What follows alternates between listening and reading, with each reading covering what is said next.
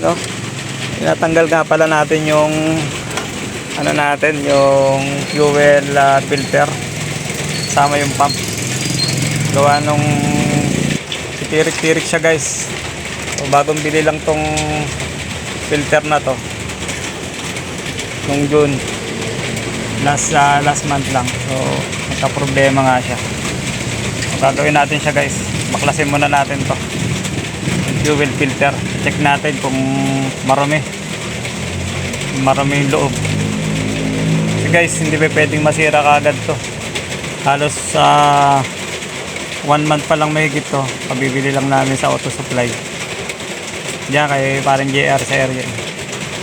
Yun nga, sabi niya sa akin, chat ko, pinunta ko siya kanina, baka marumi daw yung tangke. So check natin guys, baka may parado nga tong ano na to, fuel filter natin.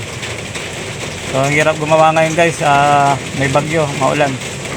So kailangan gawin to para kung sakaling babayahin yung driver natin, wala na pong magiging problema. Alright, so pagtanggal nito guys, tanggalin nyo muna yung mga hose.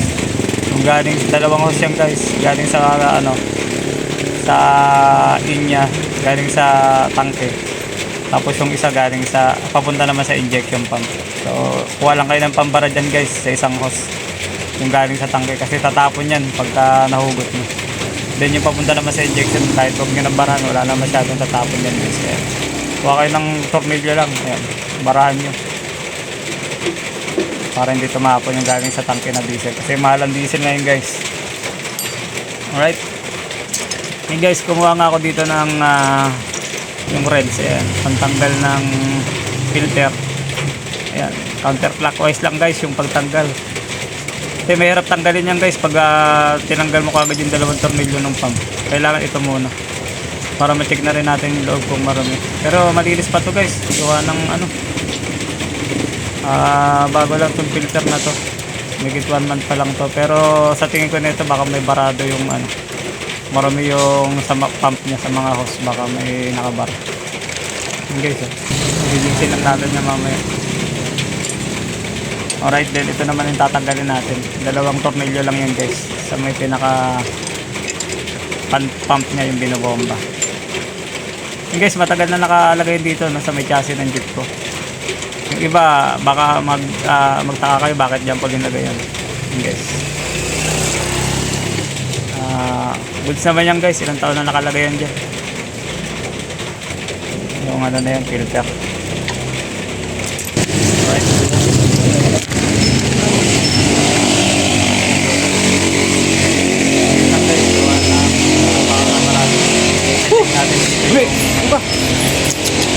may bubok kasi maulan guys.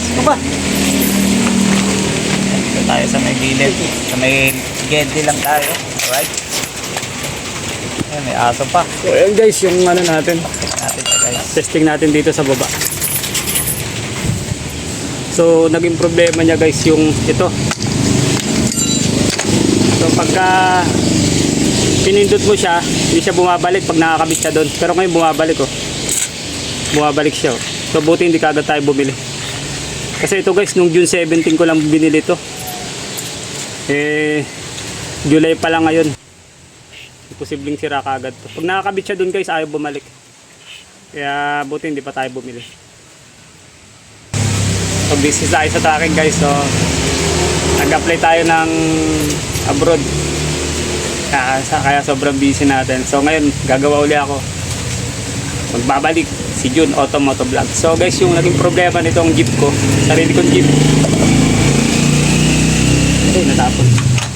So guys, yung jeep ko, tumawag sa akin kagabi yung driver ko. So namatayan daw siya sa may malapit lang dito sa amin, mga wala pang 1 kilometro, namatayan siya. So tinignan ko yung jeep, pinuntahan ko. Naging problema niya guys yung yung pump sa fuel. Ito, ayan. Ito yung kasama niya. So ito guys, fuel filter, ayan. So pag nakakabit siya sa jeep, pag prenes mo to, ayaw bumalik. So ito guys, bago pa to, June 15 ko lang binili to. Ayaw bumalik pag press mo siya, dapat aangat siya uling ganyan. Ayaw siyang bumalik. Wait. Ayusin ko lang para ma-demo ko sa inyo ng gusto. Ayan, lapag natin.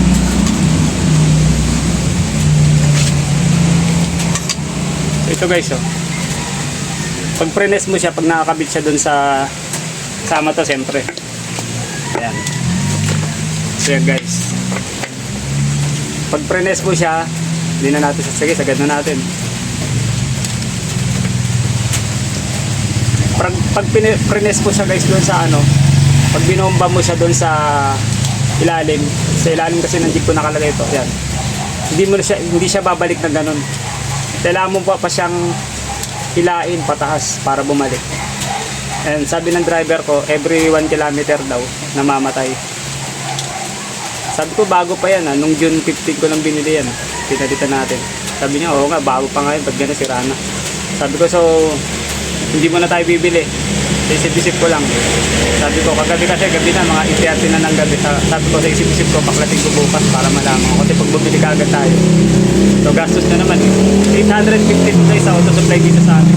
Hindi ka makakabili dito sa auto supply ng fuel filter lang dito sa lugar namin. Sinasama talaga nila itong pub. So, pag nakakala siya guys, okay naman. No? Bumabalik siya. Pag nakakabit, ayaw bumalik. So, hanapin natin yung trouble. Tapos namamatay siya every wala pang 1 kilometers guys, namamatay. Alright. So, testingin natin. Kung ano talagang problema.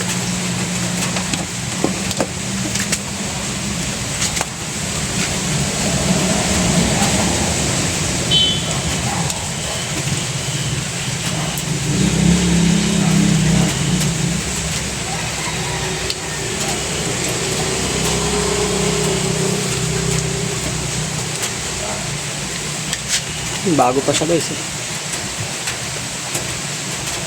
Ayun, nakita ko na guys. May nakabara na plastic oh. Ayan oh. Biglang ano, kanina maiksi lang siya nung hinugod ko, may nakabarang plastic. Aray mo. Kaya pala ano siya, sirap siya. Ayan guys oh. May nakabarang plastic. Ayan guys. Shout out kay paring JR. Ayan, sabi ko baka marumi yung tangkay niya. Marumi nga guys. Oh.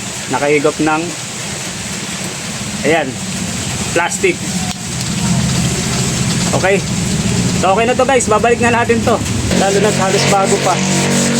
July pa lang ngayon. June 15 ko to binili. Huwag ka agad kayo bibili ng bago. Check nyo muna. Kasi sayang, 852 guys. Bili ko sa kay paring JR. Shout out sa'yo. Ayan. Matitibay pyesa yan guys. Diyan kayo bumili kay paring JR. Diyan sa may area lang yan. Kasi taga rito tayo sa Norte del Monte. So, ayun nga, advice niya rin sa akin. Baka daw marumi yung tanke. Marumi nga guys. Kasi yan, may ano, may plastic sa loob. Kaya advice ko rin sa mga tangke nyo guys, huwag nyo nga hayaang walang lock yung tangke nyo. Lalo sa mga jeep ng diesel. Kasi minsan pinaglalaroan ng mga bata yan. Lalo sa labas lang nakagarahe yung ano nyo, yung mga jeep nyo. Ayan, may tendency buksan yung tangke nyo, lagyan ng tubig. So, yari yung injection pump natin. Ayan, may plastic nga guys, nakahigop ng plastic. So, pumasok sa hose ng pump. Automatic na to guys, wala na tayong ibang ano dito. Yun lang ang problema nito kasi bago pa naman to. So, kabit na natin.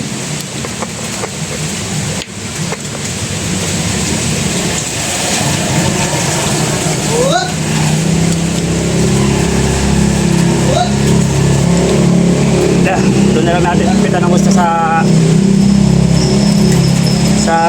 ilalim ng jeep. Doon kasi nakalagay ito guys sa ilalim. So, ayun nga pala guys yung jeep natin. Ayan. Nasyang biyahe ngayon. Maya babiyahe ito guys. Ginawa ko na kasi medyo pagod na rin yung driver para mamaya pagbalik niya dito. Ayan, pare Edward. Biyahe na lang siya. Alright. Kakabit na natin yung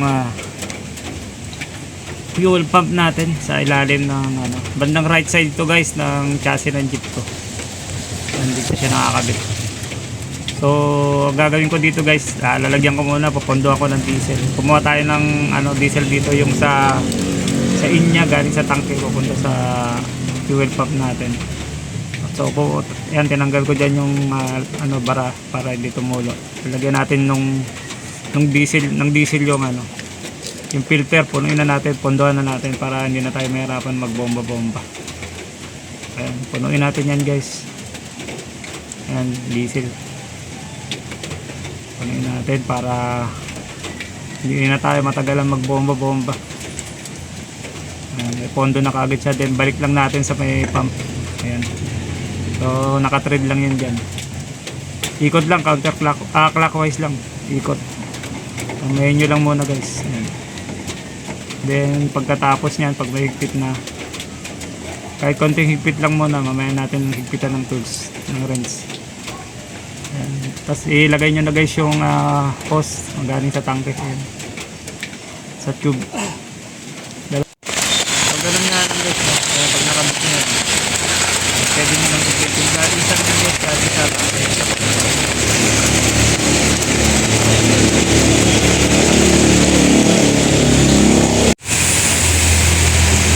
So yun na nga guys, napakahirap gumawa ngayon dahil may bagyo, maulan na yan. So try na natin. Panda rin. Aray ko. So guys, susuyan natin. So blade ko na rin guys yung nun sa injection. Bago nyo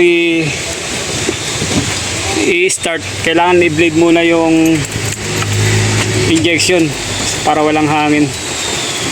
Try natin guys. Neutral.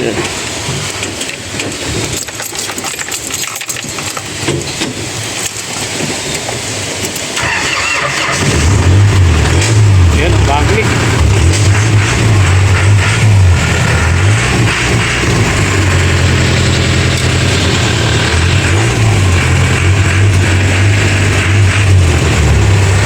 Siya guys.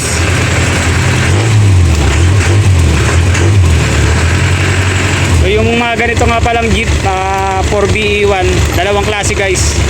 Kung tawagin nila Eagle, 4B Eagle, isang rotary tsaka yung isa inline. So yung jeep na to guys is rotary engine to. Rotary siya, yung injection niya kumukuha ng kuryente. Katulad nung inline, wala siyang kinukunan na kuryente. So ang patayin guys ng mga rotary na makina na engine, ayan, dito sa susian, sa ignition. Tapos yung mga naman guys, yung mga inline sa sa intake, pinapatay yung hinihilang ganun, hinihila. So sige guys, papatayin natin. Ayan, namatay siya. Alright.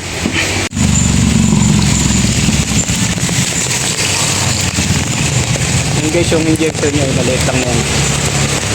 So dito na lang ako kanina, nag-blade sa taas yan. Yan na lang ako nag-blade kanina. 24 to guys. Ayan. Ayan guys, yung makina natin. Rotary na 4BE1 Eagle.